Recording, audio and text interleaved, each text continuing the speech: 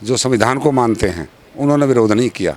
ये कुछ मुट्ठी भर लोग हैं, जातिवादी गुंडे, आतंकवादी, उन्होंने विरोध किया। क्या दिक्कत है बाबा साहब की प्रतिमा से?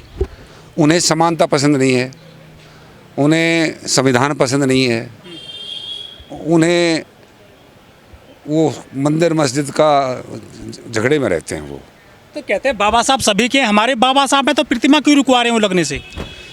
भैया वो उनको तो बाबा साहब जिंदा थे ना जब भी दिक्कत थी इन जातिवादी गुंडों को, और बाबा साहब जाने के बाद उनकी मूर्तियों से इतने डरते हैं, ये इतने डरपोक लोग हैं।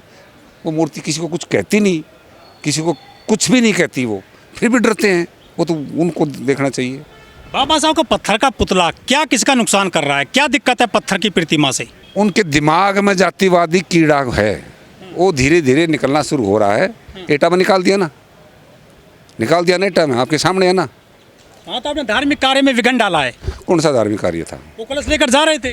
पहले शुरुआत उन्होंने की थी। 14 अप्रैल को बाबा साहब की जयंती पे उन्होंने वहाँ रुकावट डाली, तो उसका एक्शन का रिएक्शन मिला है उनको। अब लोगों में थोड़ी बहुत जागृति आ रही है, और अब उनको जवाब दे रहे हैं, ठीक है। और आज उसी की तैयारियां हो रही है।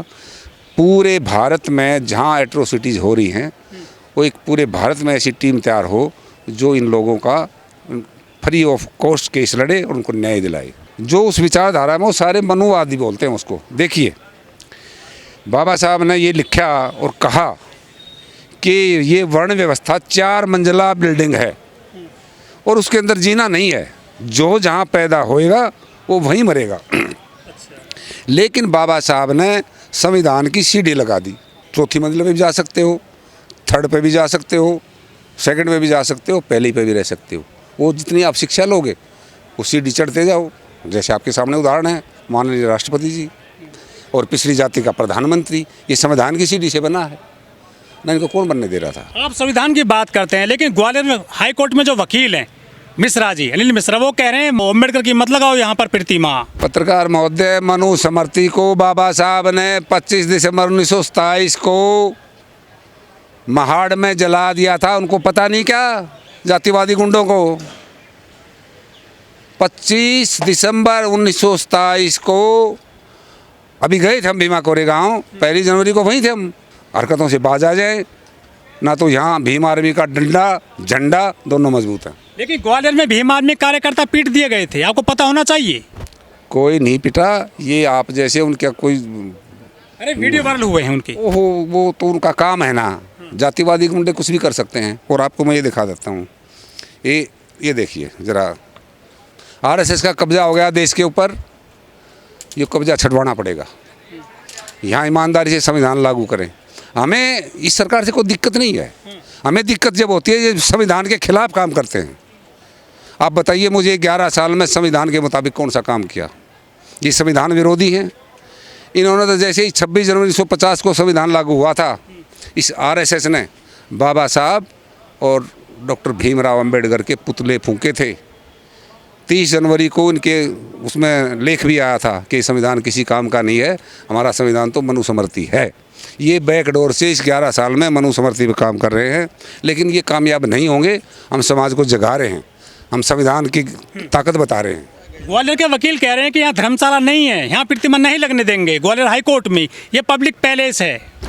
उनका चैलेंज हमने स्वीकार कर लिया ना, वहीं लगेगी मूर्ति। जब वहाँ लग जाएगी बाबा साहब की, मैं उनको, मिश्रा जी है, चौबे जी है, जो उनसे भी हैं वो गुंडे, मैं उनको चैलेंज करता हूँ, अगर मूर्ति लगने के बाद क्या वो अपना कोट जो ना बाबा साहब के चरणों में डाल के, सीजे थे वो भी चले गए वहाँ से, कैद साहब, लटक गया मामला आपका। गवई साहब आ गए। जब क्या बात कर रहे हो आप? हमारे एडवोकेट चंद्रशेखर जी ने पत्र जारी कर दिया। गवई साहब को खुद वहाँ पे प्रोटोकॉल नहीं मिला महाराष्ट्र में। कोई बात नहीं, वो उसका हिसाब कर लेंगे। ये आपको जज वज मानते नहीं है का? आप सीजेआई भी हैं, सीजे भी रह गए हैं, चीफ मिनिस्टर, राष्ट्रपति आपके आदिवासी। सरकार चारों तरफ से घिरी हुई है। आप पत्रकार महोदय, आपको पता नहीं? बाबा साहब की प्रतिमा का विरोध कल ब्राह्मण क्यों कर रहे हैं? मिश्रा, त्रिवेदी, चतुर्वेदी, तिवारी। आप उल्टे क्वेश्चन क्यों करते? मेरा क्वेश्चन ये है कि वो 4 उग्रवादी जिन्होंने हमारे 26 बहनों के सिंदूर उजाड़े, वो कहाँ हैं? कहाँ हैं? पकड़े क्यों नहीं गए? मारे क्यों नहीं गए? आइडेंटिफाइड क्यों नहीं हुए? अब बांट रहे घर घर सिंदूर, शर्म नहीं आती? ड्रामा कर रखा है देश का। लठ ले बैठी है, भेजो किसी का सिंदूर, वो ही पिटेंगे। किसने आपको ताकत दी? आप किसी की परमिशन चेक करोगे? आम आदमी हैं आप। हर भारतीय नागरिक को समान अधिकार हैं, ये ताकत संविधान देता है। और सत्ता से सवाल करना हर एक नागरिक का कर्तव्य है। ये तो जातीय संघर्ष बढ़ेंगे, ऐसे जहर फैल गया समाज में। जातियां खत्म कर दो ना। आर्टिकल 17 में लिख रखा है कि किसी भी जाति धर्म उसके न कोई बात नहीं करेगा। संविधान को कंप्लीट लागू कर दो। ये वो लोग हैं सत्ता में जिन्होंने कभी संविधान को नहीं माना। संविधान उतनी ईमानदारी से लागू हो जाएगा तो बहनों भाइयों किसी को कोई दिक्कत नहीं होगी।